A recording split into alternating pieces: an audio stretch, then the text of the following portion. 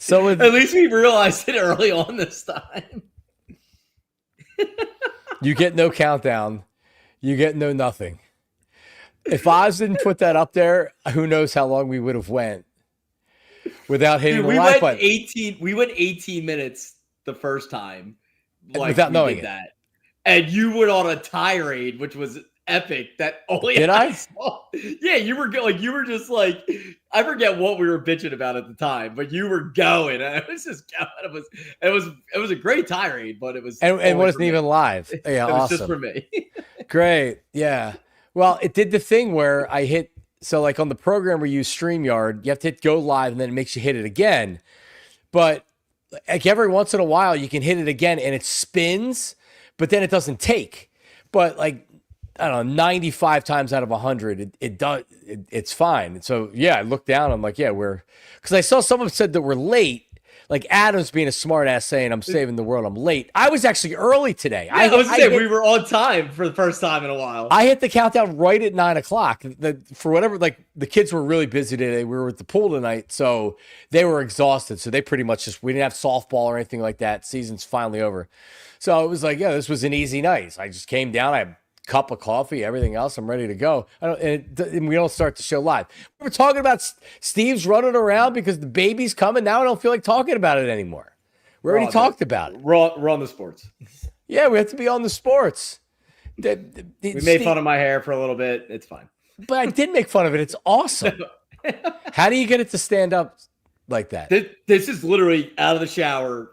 No, bullshit. It's not. Well, yes, then you still have product left in your hair. There's no way that your hair could come out of the shower and still be standing up like that.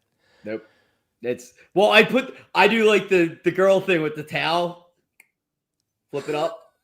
So that's whatever comes out of the towel is what I get. Oh my God. I haven't told pregnancy sex stories from my, like, legitimately was talking about pregnancy sex, which is, yeah, I haven't done shared certain things in a while. No, my wife is not pregnant. I was talking about, like, you get to Delco, Steve, and Erica are expecting their first in 6 weeks, July 15th. So this is it, man. You get into June. Now you're like, oh man, next month. And you know how quick these months go, bro. Well, it's funny because I think like May was even like going by slow. And then all of a sudden, like I missed like 10 days and it was June 1. I'm like, oh shit, like what happened? Yep. All right. So we're picking up a little speed. Yeah, man. Like before you know it, you're gonna be like, oh, we gotta pack. Did you pack the suitcase yet? No, we were actually discussing that over dinner tonight, like what we need to pack and what's going in stuff. And so we'll be getting our stuff together soon because never know what's gonna happen. Listen. A couple weeks from now, might be like, you guys don't get to decide when Cooper DeJean Gallo comes. We still haven't figured out a middle name yet. DeJean did not make the cut, though. No, okay, that's understandable. Yeah. Have you seen the exciting Mike's podcast that those two are doing? That's PHLY production. I saw that they're doing it, but I haven't tuned in yet. And I saw Saquon on there talking about how Iowa made him a second overall pick. Yeah. And even working at the network, I haven't seen extended shows, to be perfectly honest. But everything that everybody's saying is that they're both really good. I think it's 8 episodes. They're doing like a season. It's crazy because doing radio, we just do radio shows, right? Like you and I, we do this like once a week. They're actually doing like they agreed to do a certain amount of shows. I don't know if it's 8 or 10, but it's something like that. And they're saying like a season, so they're going to treat this like a season. That's pretty cool. I don't know if they'll do it during the season. I don't know why they wouldn't, to be honest. I mean, like maybe you take off for training camp and you do 1 or 2 during training camp.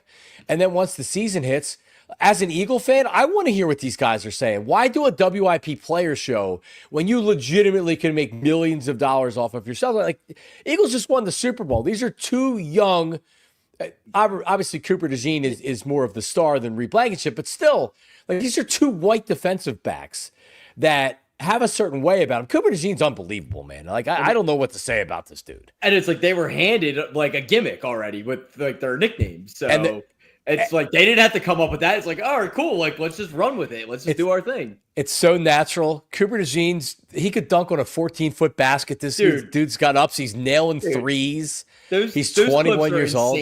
Those clips are insane. It's like it's got to be so cool to be that athletic. It's like, did you see the stuff from the Eagles that he was doing? Nick Sirianni has like a 3-point contest and all this other stuff, and he was at a. I saw him doing dunks with Saquon. Was it Gilly the Kid or so? I don't even know. No, so that was Sirianni had this thing where he did the alley oop to Cooper DeJean. That was at the Eagles the team function. Okay. Then he did Gilly's charity basketball game, and he was doing dunks. He was doing reverse dunks in there too. So this kid's playing basketball. I better watch that ACL or Exciting Mike's is going to be in the toilet. You want to talk about a great great head of hair? That's Cooper DeJean, that's for sure. Oh man, this kid's unbelievable. Oh my God, are you kidding me? He's in our city. He's on our. Oh my God. Got it made. 21 years old, good-looking kid, super athletics, unbelievable on the football field, good personality. Like scored a touchdown in the Super Bowl on her birthday. Like, come on. Pick six. Yeah. Like, he had a pick six in the Super Bowl. Yeah. Like, imagine I think about this all the time. I think about this all the time. Like, imagine setting the line at who's going to score a touchdown on their birthday, Cooper DeJean or Saquon Barkley, and like what that spread would have been. Yeah, probably plus 10,000. I mean, really, and you talk about this kid comes in and he's a rookie, and Eagles win the Super Bowl. They have a number one defense. They dominate Patrick Mahomes and the Chiefs. And like he's dropped into this pro football culture, and he's like, "This is awesome." I mean, are you kidding me? And like it's just unbelievable. So anyway, so check out the podcast if you haven't seen it. It's available on YouTube. It's a partnership with PHLY and somebody that like represents them, or it's one of PHLY's partners. Because I think they do one. Man, my hat's like crooked. I think they do one in Cole Kmet. Cole Kmet. This way. The tight end. This way. How does he do this? Cole Kmet, the tight end of the Bears, I believe, is also doing another show on a PHLY sister network, All City Network in Chicago. So I think that's how they started doing that first. And it was like, hey, what about Cooper and Reed? And yeah, I'm sure PHLY was like, oh, really? Sounds like, great. Holy crap, man. Yeah. Yeah, that's awesome. So anyway, what was I going to say? Oh, did you have the Madden curse reaction to Saquon Barkley getting the Madden cover? So it's funny because like Erica, I feel like Erica gets every bit of Eagles news way before me because every time I say anything, it's just like, oh yeah, I saw that, and I'm like, okay, whatever. Well, she's obviously on social media, on Twitter or Instagram, getting the news. It's either that right? or dad's texting her or whatever. No, but so she's the one that told me about it, and she said, "Oh, Madden curse," and I'm like, I started thinking about it. It's like, does Madden curse even exist anymore? I feel like it's kind of been dead for at least a few years now. Yeah. I mean, when I was playing Madden, it was like guaranteed you tore your ACL if you ended up on the cover. Yep. Yeah, I went through the last, I don't know how many years. ESPN.com did the work for me and went through the Madden covers. And outside of McCaffrey last year, there really hasn't been a lot of injuries. And that was bad because remember, like he was still getting drafted high in fantasy football leagues. Dude, that was a shit show last year with fantasy football. Yeah. I mean, because the 49ers led you to believe that he was going to be okay. And like, all right, like maybe he would miss a game or something like that. But nah, he'll be fine. He's going to be good. And then I remember where I think it was after they announced he was going to miss like a game or two, then it was like, well, this is an Achilles thing, and this is more than 1 week. This isn't like he was nowhere near ready to. How many games did he miss? He missed 4 to start the season, and then he tried to come back. He was on IR twice, I know. I think he missed 6 to start the season. Did he? I know it was a lot to where if I would have drafted him, I would have been pissed. Well, I was pissed because week 1, I had Monday night matchup.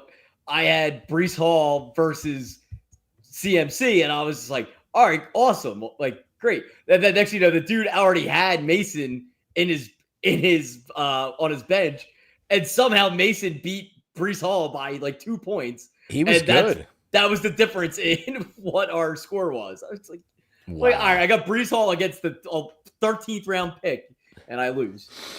He got traded to the Vikings, right? Mason? Yes. Yeah, man. He signed a nice little contract there, so that was good news for him. He didn't play. McCaffrey didn't play till the 10th of November.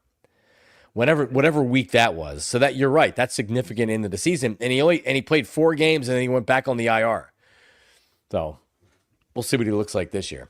But yeah, I mean, honestly, and Saquon Barkley talked about how, I don't know if you saw this, I'm sure Erica did, that he is like, he's like, oh, I'm going to be like Barry Sanders. When I'm done, I'm done. No one's going to know it's coming. Like, I'm not going to be playing deep into my career. I very easily could leave at the top of my game. And that becomes big and news. That's a buzzkill. I mean, what did he really say though? I mean, who knows what he's gonna do? You know what Saquon Barkley needs to do right now? Like, all right, dude, let's go. Like you're the toast of the town. I thought the whole thing they did at Geno's with the Saquon and the Madden cover was awesome. Like the look of Geno's, it couldn't look better. It was unbelievable. The signage above it. Chris Long came in and did his podcast. I thought he was awesome. Saquon was awesome, right? So and he said it to Chris Long. Hold on, I gotta stop this camera again. Damn thing. But he said it to Chris Long, and he was just answering a question. So it's not like he's not coming out and looking for drama. But I'm nervous about the season with Saquon because after having such a big year where you run for over 2,000 yards, you were able to play in every game. You had all-time plays. The hurdles. But put that is that bigger than an Iverson step over? They won the Super Bowl. You know what I mean? Like that's an Iverson step over in this city. Yeah, if not bigger. I would say it's bigger. It has to be, right? Yeah, I mean, like the Iverson step over is cool because it still lives on. Because even if you see someone do it now, like I think, I mean, obviously we think that, but like I think you get that in other places as well, where it's like you see someone do like a step over like that, they automatically go to AI. But like no one's ever did what Saquon did, and like obviously it's like not in the big game or something like that, but it still leads. It's still all part of the progression that leads to a Super Bowl. But he had 2,000 yards. Yeah, they won the Super Bowl. It clearly was. I mean, there's 2 plays of last season that like regular season wise. It's Saquon's hurdle and the Josh Allen touchdown in the snow pass to Amari Cooper, then pitch back to Josh Allen and like the lunge for the pylon. Like, but that's like all epic because it's in like a snowstorm. So, but those are the 2 iconic plays of last season for sure. Yep. Wow. All right. Well, so I thought that was I thought that they did it really well. I thought it was cool. But now, like I'm ready to, because now you hear, like now you're starting to get, as you get into June and the NBA is going to be done with, now you're going to get all the takers out there that are going to be coming out with takes. Oh, they're going to have takes. Delco Steve. I saw Giglio Jalen today. Hurts isn't in the top 15 starting quarterbacks in the NFL and yada, yada, yada, yada. He's not a top 5. He's not elite. Joe Giglio today, and I didn't hear it, but I saw a clip on social media. Joe Giglio said that he thinks that there's going to be regression on the Eagles defense this year. And he didn't just say, yeah, there'll be a little bit of regression. I don't know how much he said, but it was like, I think he might have said significant regression from the Eagles defense this year. And he probably used losing Milton Williams and blah, blah, blah, blah, blah, blah, blah, blah, blah. Let me see. To take a significant step back this season. Joe Giglio, I'm sure people were happy with that he said that. I don't see how they could take a significant, like they didn't lose any of the core pieces. It's like, all right, Slay maybe is the biggest piece they like lost. And it's like, and I don't know. I was a part of the group was always trashing Slay, so guess I'm not like too bent about it that he's gone. Slay's a loss.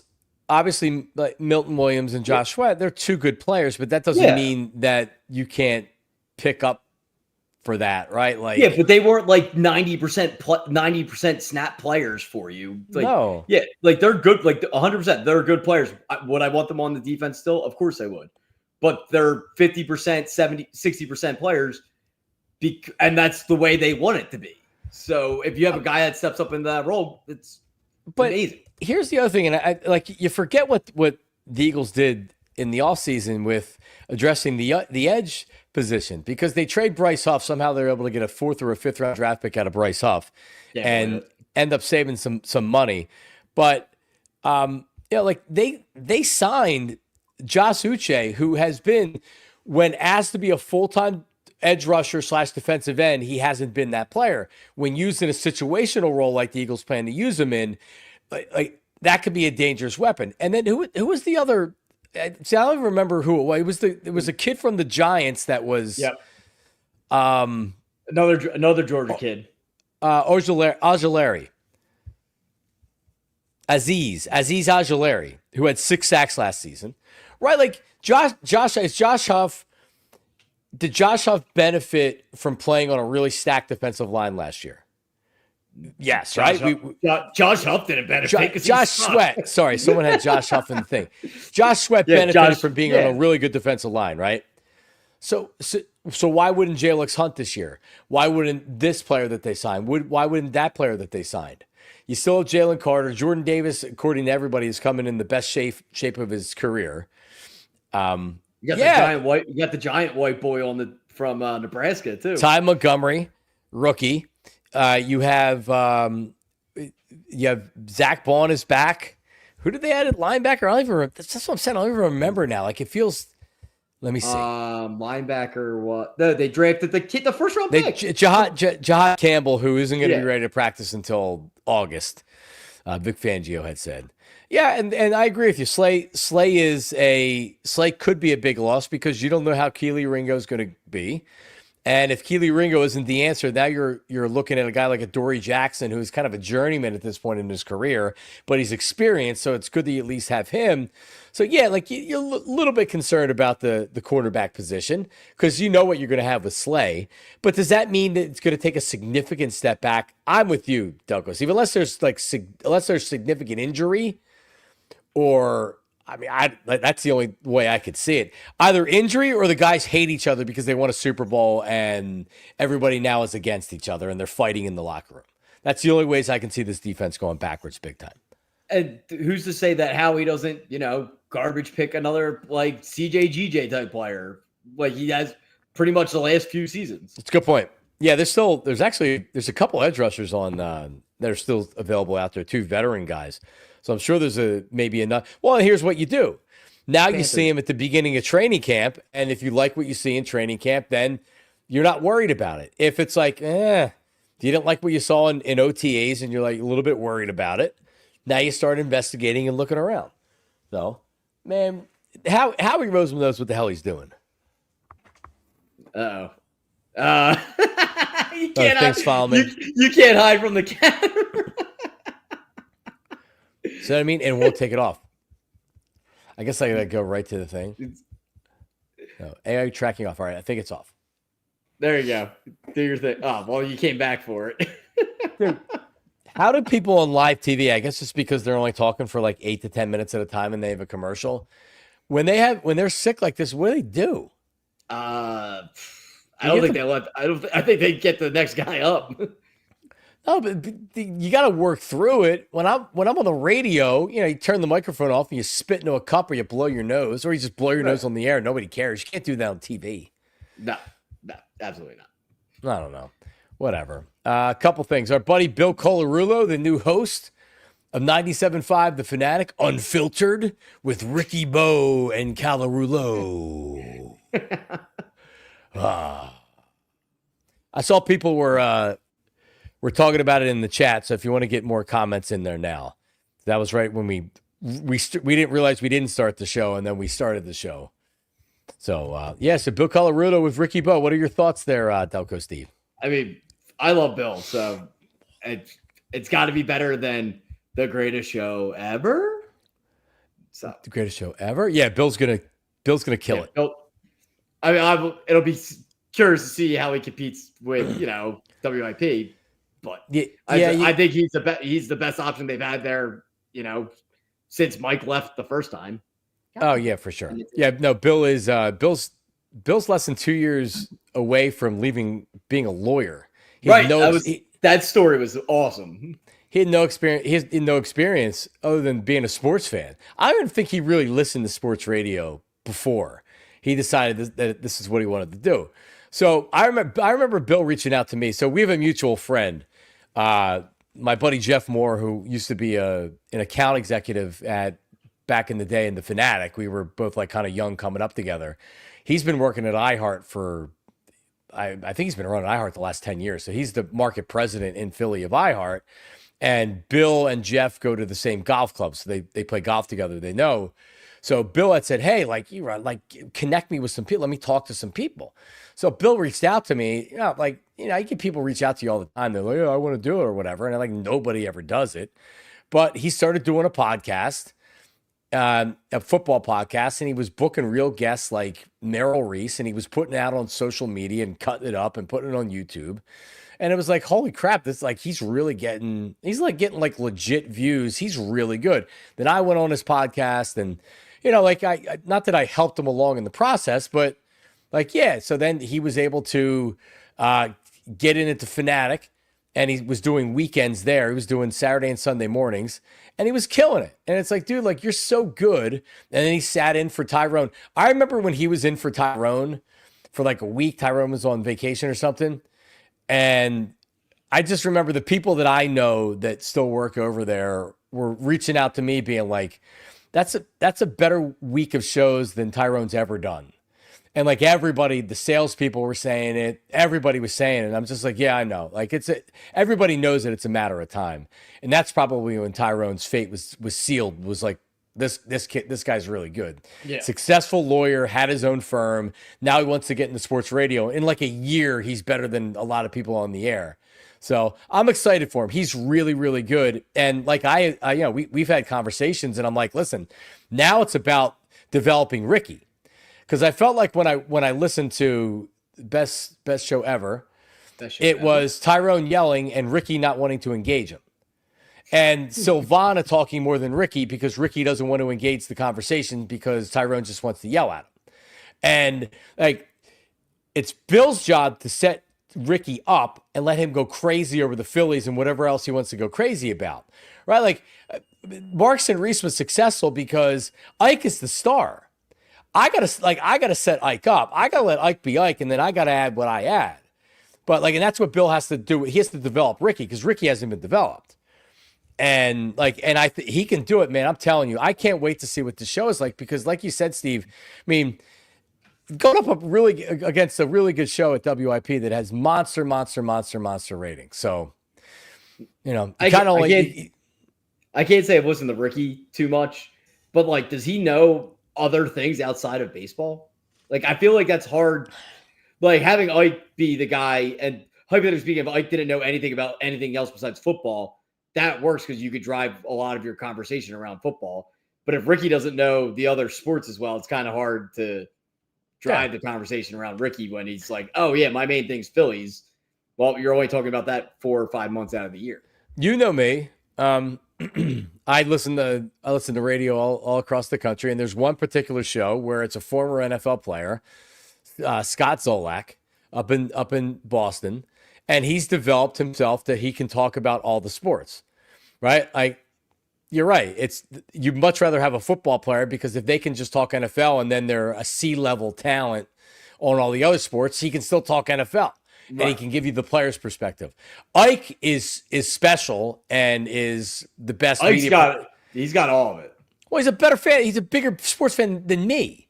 He watched more NBA than me. He didn't watch we didn't really watch hockey, but I never had to worry about Ike when he came into work. He knew everything that happened in the world of sports. I didn't have to he knew everything. He wasn't just showing up and clocking in. like a lot of ex-athletes do. That's why I look. You don't even look at Ike as a former NFL player. A lot of times, you're looking at him as he's your colleague. He's a radio colleague to Do you. you think Ike gets like just specifically for our area? Do you think he gets the kids growing up being like, oh, you mean the radio guy? And you're like, well, he used to play in the NFL. It's like, oh, no shit. Like, really? Like Yeah. I remember doing that for like Charles Barkley when I was a kid. Right. It's like, Right. like, don't remember it. But like, I'm like, someone says Charles Barkley. I'm like, oh, the guy that does basketball. They're like, yeah, he's like one of the best NBA players. Right. No. Yeah. He's become more popular post playing career because of being on TV than his actual playing career. And there's a video out there, and I love Charles. He's such a hypocrite. There's a video out there where, what player was it? Jason Williams, who went on to have a very complicated story, but was he a St. John's player, Jason Williams? But he was a New Yorker. So he ends up with the 76ers. I think it was like a draft day trade. And then later on, somebody got killed and there was a limo driver involved and he got charged with manslaughter or something. I should really check this out. But like Jason Williams was he was a 1990s power forward. Today he would have to shoot the 3-pointer. He would be nothing. He's one of those players, a dinosaur in today's game. But he was a former first-round draft pick, and he ended up having a pretty decent.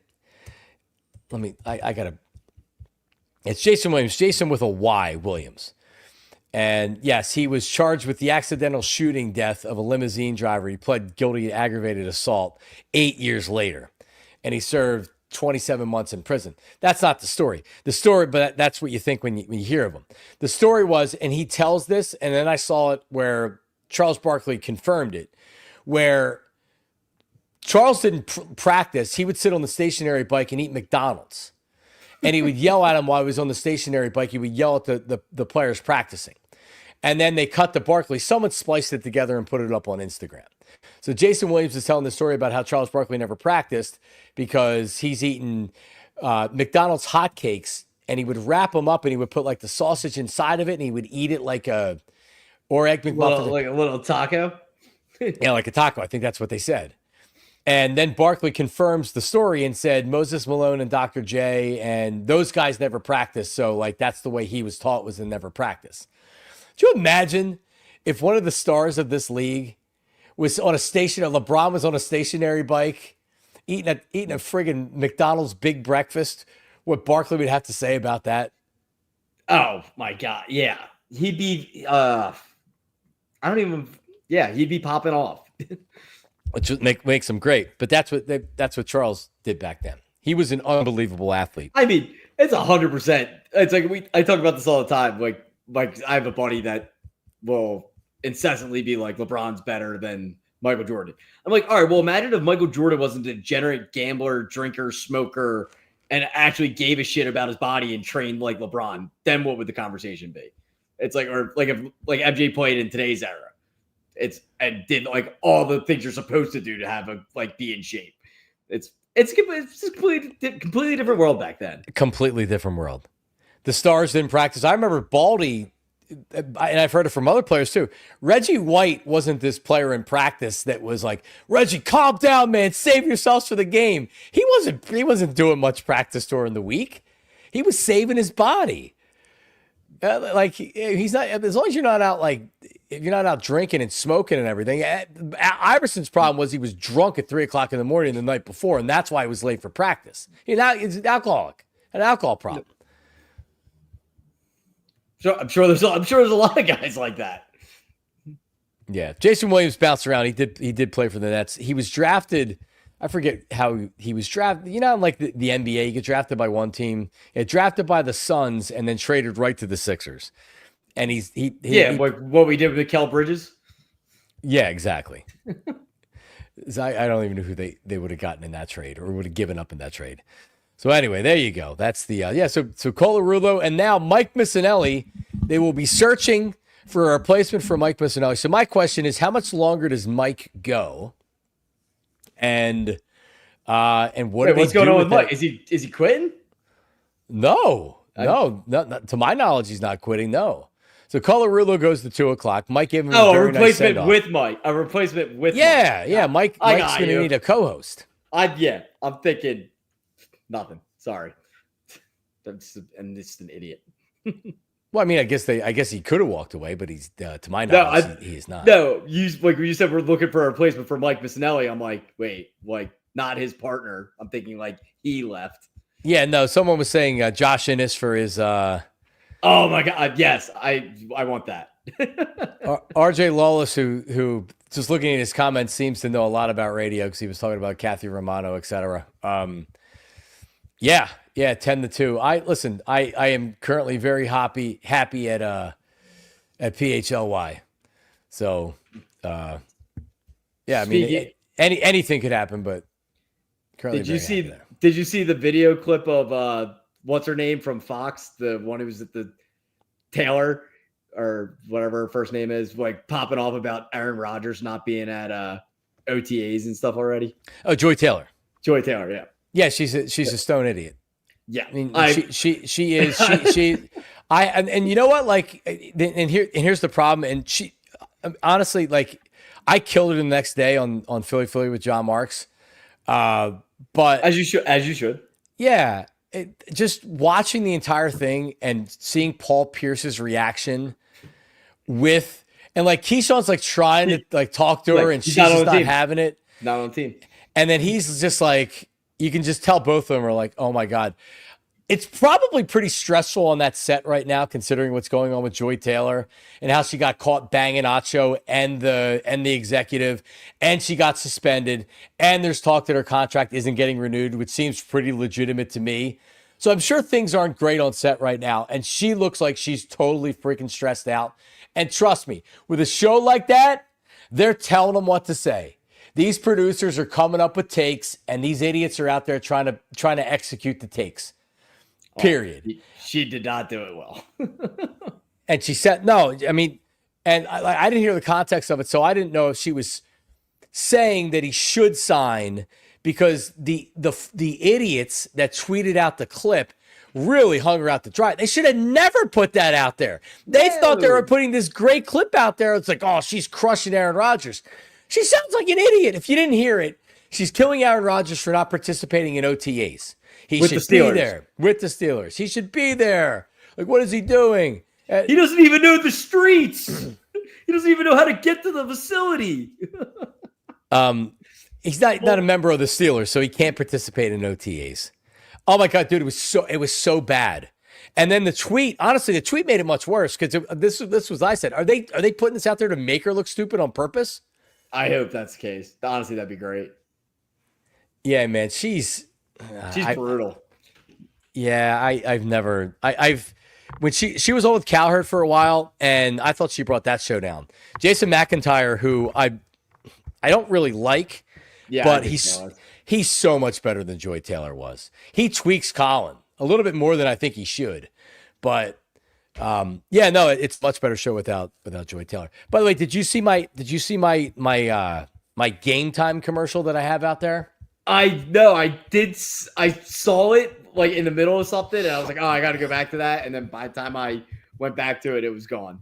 I'm just assuming that nobody sees it. All right, so hold on a second. I got to pull it up so everybody can see. And I'm just saying that, listen, it's not because I did want to grade your acting skills. It's not this particular one because they want them shorter. They want them closer to 30 than a minute. So they've changed it. Before they wanted to like no more than a minute or around a minute. Now they're saying do it around 30. So when I was like, all right, what am I going to do? And by the way, the Game Time app is unbelievable. It really is. And you get $20 off your first purchase. Just use the code XDEAL. And you get $20 off your first purchase. And here's what else I figured out. That if like, let's say you're want to go to a Phillies game, because we were trying to go down to a game, but getting 5 tickets off the secondary market's very difficult and very expensive. You're looking at like $800 for 5 tickets if you want to sit in the lower level. And I'm like, you know what? That's a lot of money, to go down for. And then it's like between park and then food, you're spending $1,000 to go to a Phillies game, right? So what I noticed was the day of game. So the Cubs are coming into town for a Monday, Tuesday, Wednesday series. I've seen those Monday, Tuesday games.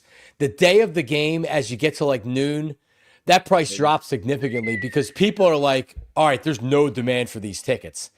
Yeah, like people don't want to go on Mondays and Tuesdays against the Mets on the weekend. They'll be really expensive tickets.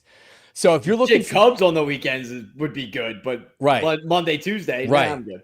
So I'm looking at maybe the Tuesday night game to try to get down, because I've seen tickets literally be cut in half. You're sitting like face value or even better in some cases.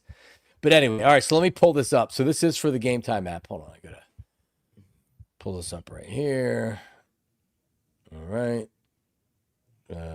I forget how to do this. Is it Phillies blew it to Toronto with Romano blowing a save, by the way. Or not a save, but it was 1-1 in the ninth. Yeah. All right. Yeah, we'll recap you on that. All right, here it is. Take a listen. This is good. Hey, hon, what's up? You want to go to the Phillies tonight? Can I get tickets? Oh, I can get tickets. It's game time. I use Game Time for all my sports ticket needs. Their deals are unreal. Great deals on tickets for all your favorite teams, even last minute. And the Game Time guarantee, legit tickets delivered on time. You can even see your seat view right there in the app. Phillies games, out-of-town games, concerts, and more. Download the Game Time app and use the code XDEAL. That'll save you $20 off your first purchase. It's game time. There you go. Pretty good. That was I've seen 7 seconds in the bin. I've seen worse. Oh, it's going again. Yeah, I've seen worse too by me. There you go. So I got to do another one tonight or tomorrow. I got to record it tomorrow. And are they giving you a script, or you just freewheeling it off the top and then going into a script? Free balling. Well, there's mandatory things they want you to say. Yeah. And in 30 seconds, it's difficult not to do anything else other than to make sure you're saying that. But I wanted to. My intention was to go down to the park and just film something. You're not allowed to show logos or like anything that says Citizens Bank Park, but you can tell if you're at Citizens Bank Park, right? Like even on the outside. So I was going to go from work one day over, but I've been working from home all week because Exciting Mike's, by the way, takes up like the entire week of PHLY, because then they have to edit it because they're filming multiple.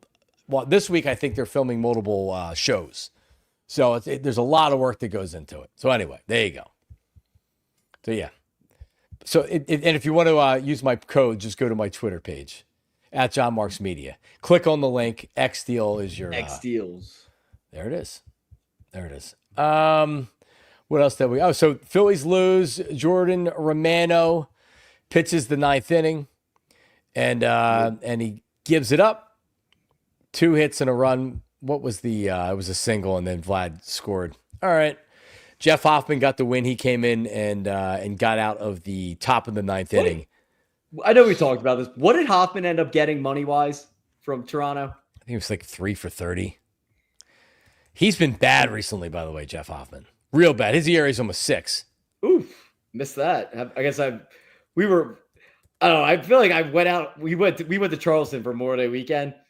And I feel like I missed so much in like a 4-day window that I just like haven't caught up since. You haven't caught up. 3 years, $33 million, which Dave Dombrowski said was very similar to what he was being offered here. And because like we gave Romano 8. Yeah. I was only curious for that reason because I'd still rather have Hoffman over Romano. Yeah. Yeah, I agree with you. Even though Romano's been better. Yeah, until tonight, of course. You hate bringing him in on the closer in. It's so stupid. You always say it, but it ends up costing you. Bring in the closer in a non-save situation, but that's where you are with this bullpen at this point. Abel was excellent again. He gave up just that one run. Didn't get out of the 6th inning. They chased him after 5 in the 3rd, but he was good again. 3 hits, no walks, 2 strikeouts. Very efficient. He really plays the. Excuse me. He's got swing and miss stuff, but he also plays the contact pretty well. I thought he did a really good job tonight where he really didn't seem like he was all that concerned with trying to get guys striking out, which you see a lot with guys that have big stuff. They want to get lots of strikeouts. Just couldn't get a run tonight. Castellanos he hit an early home run, and then that was pretty much it. 5 hits for the Phillies, 5 hits for the Blue Jays. Phillies lose. They split the first 2. The rubber match. It's a 3:40 game tomorrow. I think they're Delco Steve. tell you, I got it pulled up actually. I know it's a day game. 307, excuse me. 307, and we got two. Who's on the mound? Luzardo versus Bassett. Now, Luzardo went from having... He needs a huge bounce back game. A Cy Young ERA to having an ERA that's like over 3.5 now. 3.58. Man, that... Like, why? I don't understand. And I had read, like, well, here's how it played out. Here's why I left him in for so long. It's the most earned runs a starting pitcher's given up since like 1950. Like, how do you leave him in for that long? Well, I feel like he got shafted on that balk call. It's like, and I will, to this day, I don't care how many times someone explains it to me, shows me a video. I could watch a balk 1,000 times in a row and not be like, what happened? It was the hesitation is what got him. I thought it was a balk. He wasn't. So with a left-handed pitcher, it's very difficult as a runner on first base to know whether he's going to first or he's going home. And if the pitcher is going home and then throws to first base, that's where it's a balk. Right. I understand that. I thought Romano. I thought Luzardo, he was okay. I didn't think it was a balk with that. You can't hesitate for that long. There was a long hesitation. So you're saying the pause here. It was too long of a pause, yes. Okay. That's what I like watching it live and in catch it, because I don't think I was watching all that closely. But when even they were when they're showing the replay. Even when for me, like they're showing the replays, I'm looking for like, all right, you explain it. Like, all right, like I could be like, yeah, I know what it is. And then you're going to show me the clip of it. And I'll be like, all right, I don't get it.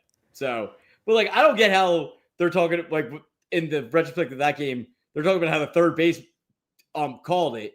It's like, how is it not like, oh, if it's directed at first base, like that's that was bullshit. I agree with you. I was even mad about that when Thompson was, and I think Ruben they were talking about it on the broadcast too, and yeah, like and they're right, like that you let the first base ump make the call. And that's why I know it was on the hesitation, because the third base, I mean, unless it's really egregious, the third base can't see that. He can see the hesitation though. Right. And by the way, like, and I like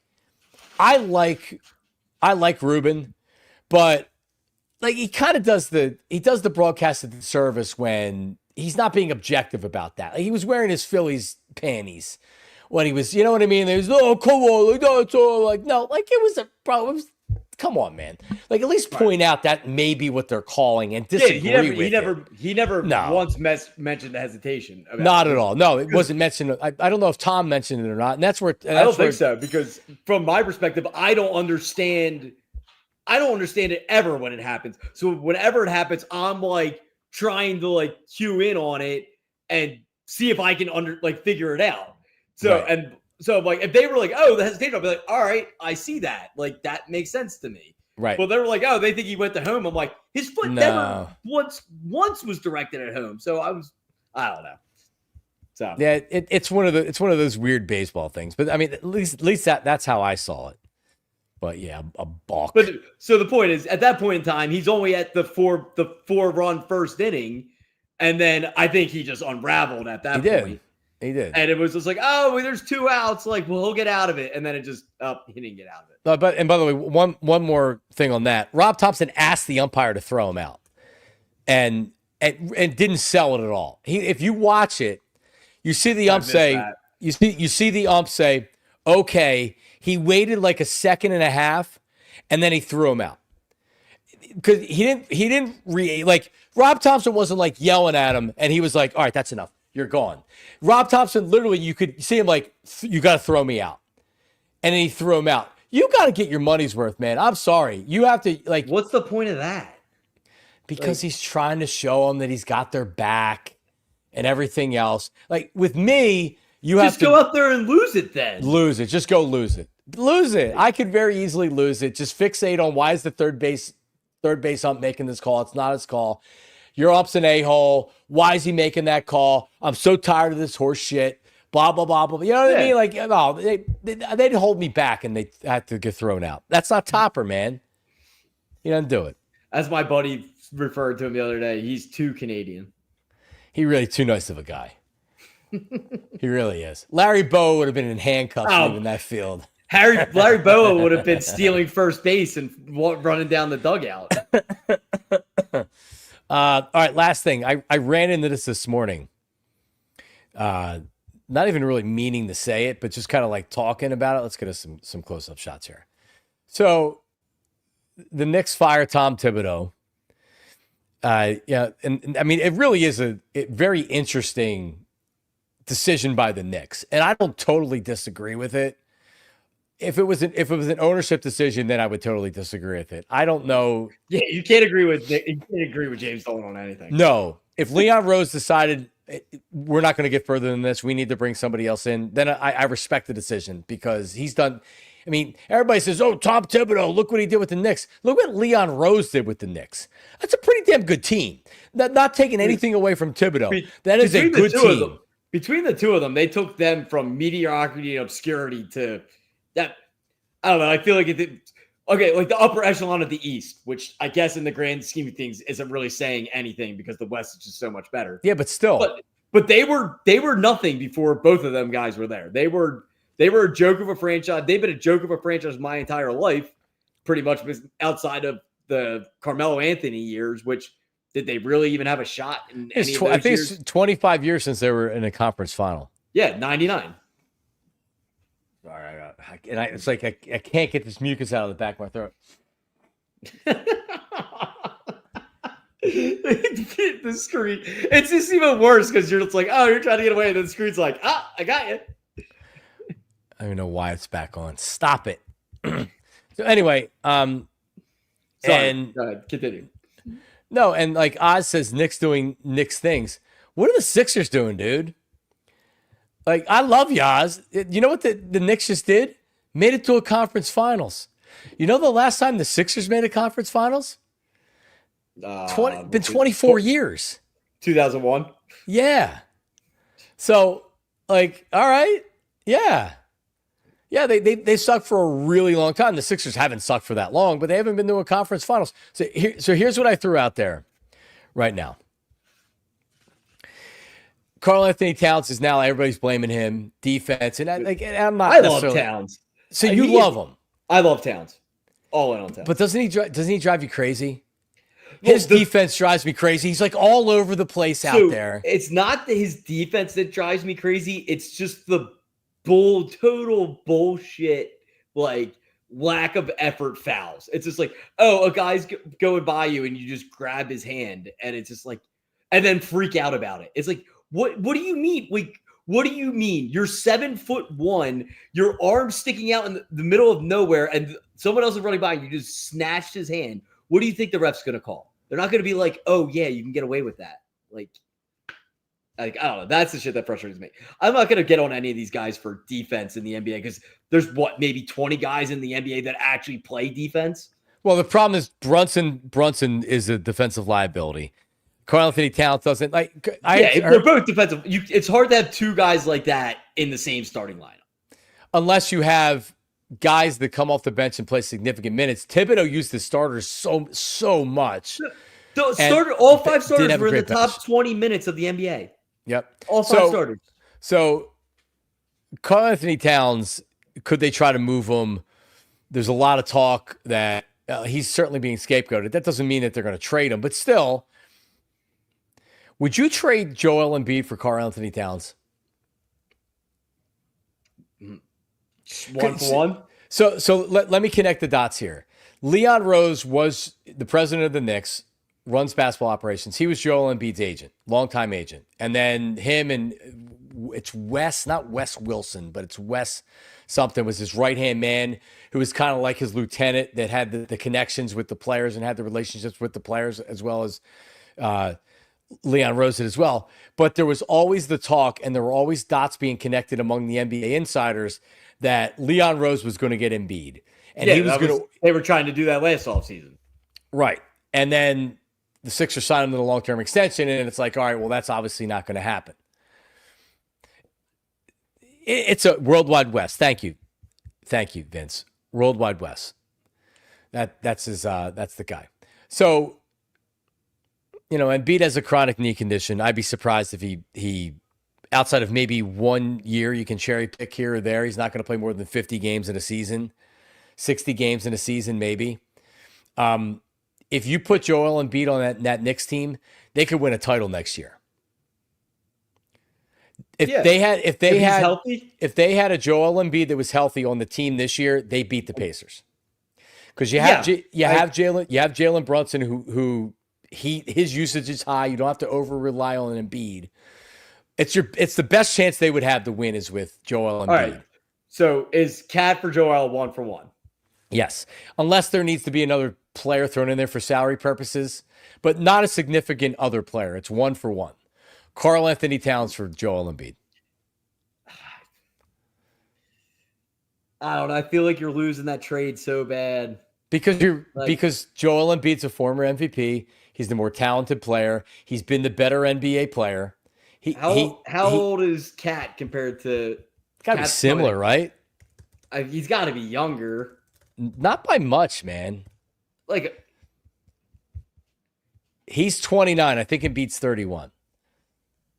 So it's a 2-year difference. 2 years is a decent amount. He's not even 30 yet. Dude, if you put Karl Anthony Towns on this team, they don't make it out of the second round.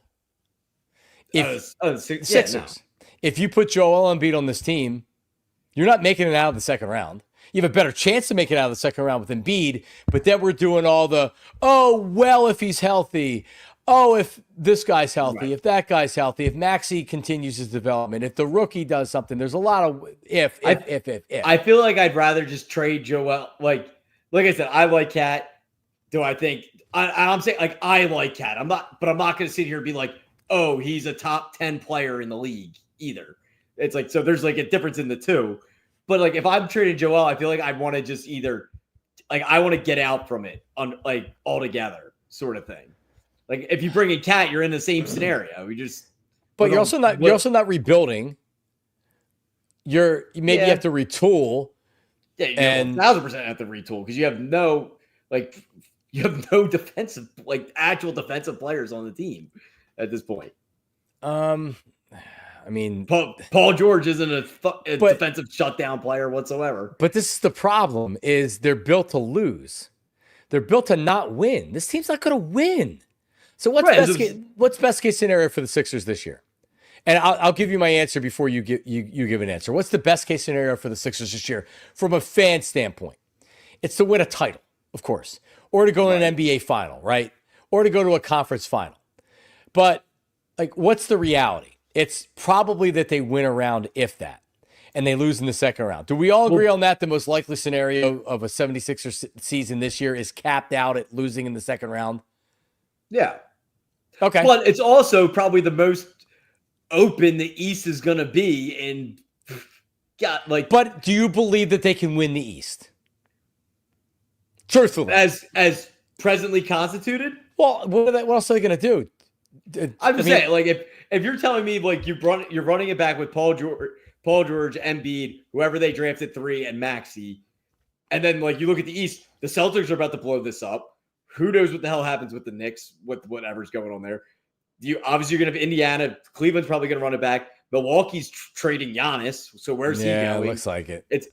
But the rumor is that he wants to go to Toronto at the moment, which I don't understand how that works. But because they have, How about this? I'd be more surprised if they made the Eastern Conference Finals than if they didn't make the playoffs at all. I think there's a better chance they miss the playoffs than make the Eastern Conference Final. Okay, yeah, because like with knowing what we know about this team, Embiid and Paul George might play a combined 40 games, and then you're running out Maxey with what the hell was the kid? You missed the playoffs. Yes, McCain from last year coming off the injury, and whoever you drafted at 3. Yeah, they suck. Yeah. So but if you're telling me if everybody plays 80 games or but I'm not going to say that. I'm not saying that. I'm not going to say that.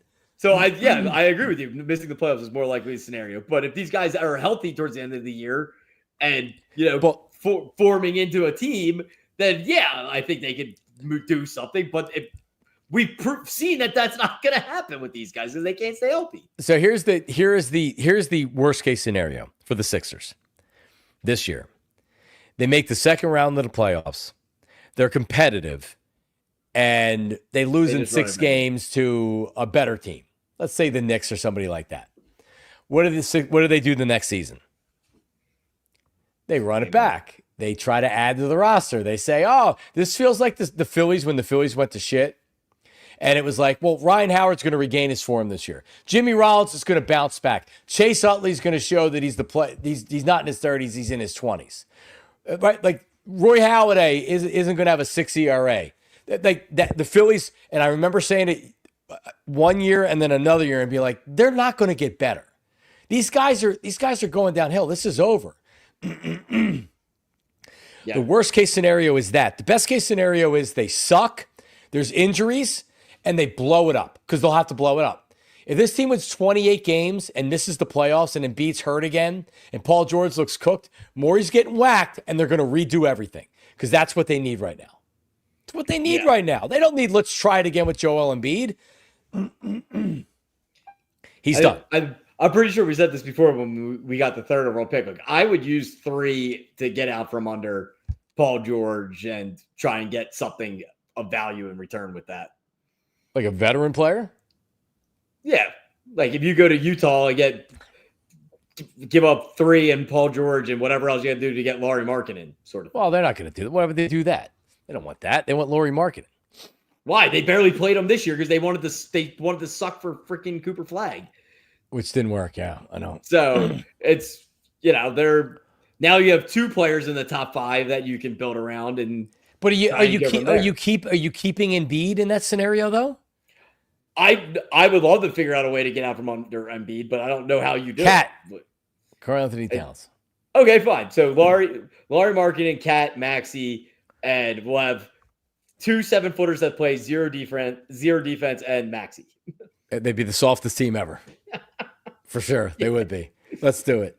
No, I'm with you. If they could just move off of Embiid and get a bunch of young assets and draft picks. give me draft picks and expiring contracts. I don't care. I like it's going to be tough to get all expiring contracts. You're probably going to have to eat like one contract that runs maybe 2 years. Embiid's not even in his new extension. What if I still have it up here? He's making like $258 million over the next 4 years. Yep. Like, good luck. He's averaging like $65 million a year. He's got a chronic knee condition. Like, do people realize this? That normally with 7'2" guys that in their 30s that bodies have broken down their entire career, it doesn't get better. It gets worse. Trade him to the Lakers for like Dalton Connect and whatever first round picks they have left and then let Embiid and Luka Doncic go at it together. And with Bron and Bronny. And go from there. Yeah, that would be awesome. I think Bill Simmons actually threw that out there. Was saying just trade with the Lakers and get draft picks and stuff. It's like, I don't even think the Lakers would want that. Draft picks and stuff. Just give us Dalton Connect, like a good shooter. And we'll figure it out after that. Yeah, who was the RJ Laws? You better hope that the Fanatic doesn't hire me with the way I feel about the 76ers team and Daryl Morey. So I know there's nobody on that station that talks about the Sixers like I do, which is I hate that. I hate this team. I really, really do. God, I hate him because it's what we're going to do. We're going to go for it again this year. I'm going to get all the zombies out there that are telling me I don't know what I'm talking about. I'm an idiot. Joel Embiid. I'm done arguing with you when you say something along somebody's done or it's like this doesn't make sense. Done. You've proven in the last few months that you've nailed it right on the head a few times. With what? I don't even remember. Nola. Oh yeah, he's totally done. Yeah. So what do you do with Nola? You got Abel who's throwing gems out there. Now you got Nola coming back, and we're not even talking about Painter like coming up yet. Dude, it's a great point. Yep. Dude, I was my same buddy that was making fun of Thompson the other day. We went to dinner. We were talking about it. He's like, re-signing Nola made absolutely no sense in hindsight. Like with all these guys now in the rotation. I was just like, well, yeah, I agree with you now. Yeah, now that he sucks, it doesn't look good. It's like if he's still a legitimate number 2, you're like, oh, look at all the riches we got. This is awesome. Yeah, I don't know. I still, with every fiber in my body, and I haven't been told this by anybody, but that's an ownership signing. You cannot he cannot go to the Braves. He is not signing with the Braves. John Middleton has too much pride to let his draft pick sign with the Braves for all that money. You imagine? And how awesome would it be if he did and he's doing the same shit now with the Braves? He's throwing batting practice at Citizens Bank Park. Bryce Harper hits one off the third deck. Oh my God. Him and Schwarber against right-handed Nola. Throwing 89-mile-an-hour slop down the middle of the plate. Oh, awesome. God. The hope is that he looks better. Because I've had some of the it's hard to look worse. Well, I mean, I still think he can do better this year. The problem is if he's not one of the top 5 starters, you're just putting him in there. Right? Like the development of 2 young friggin' pitchers, 2 young former first-round draft picks it's going to be stunted because of Aaron Nola. I was about to say the same thing. Stunted. And it's like what? And Abel pitched 11 straight innings without giving up a run to start his career. And you're just going to be like, know what? That was great, man. Head on back to Lehigh. Pretty much. Yeah, what are you going to do? Even if you have a 6-man rotation, pay attention to how they're wording things with Painter now. They're saying July-ish. Just you watch how they slow play this, depending on what happens with the rotation. Because if Nola keeps pitching to a 6 ERA, they're not going to. Painter's going to be in that starting rotation, and Nola's going to be throwing long innings. Right? You can't leave him in there the whole season. But I mean, how long do you give him? All-Star break? That's what. July-ish is by the trade deadline. July is usually when he kind of turns it on anyway. Yeah, I guess. I feel like when it's hot and it's sticky out is when he's at his best. His stuff just it's so flat, man. He just doesn't have there's no movement on it. Crawford, yeah. So Justin Crawford's really killing it, average wise and things like that. I wouldn't call him up until you have an everyday position ready for him. He could be one of these guys that's killing it at AAA and comes up to the major league level, and it's a big difference for him.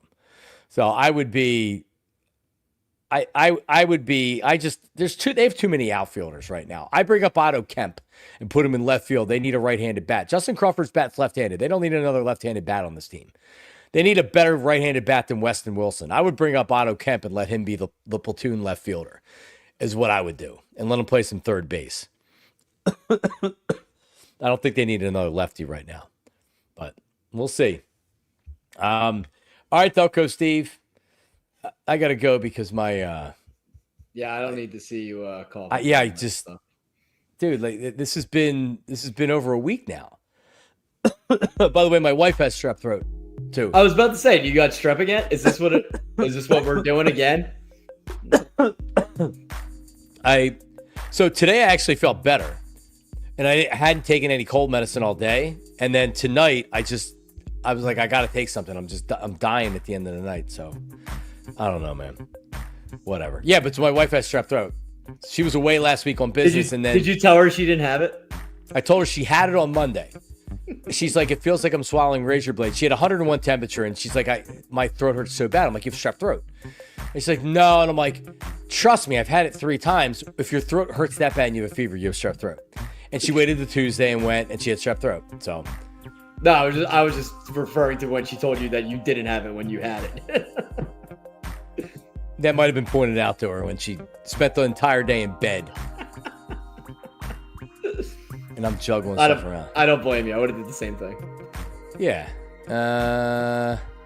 All right, dude. Well, listen, we'll talk next week as we count down the baby Cooper in a couple of weeks. All right. Later, everybody. Peace.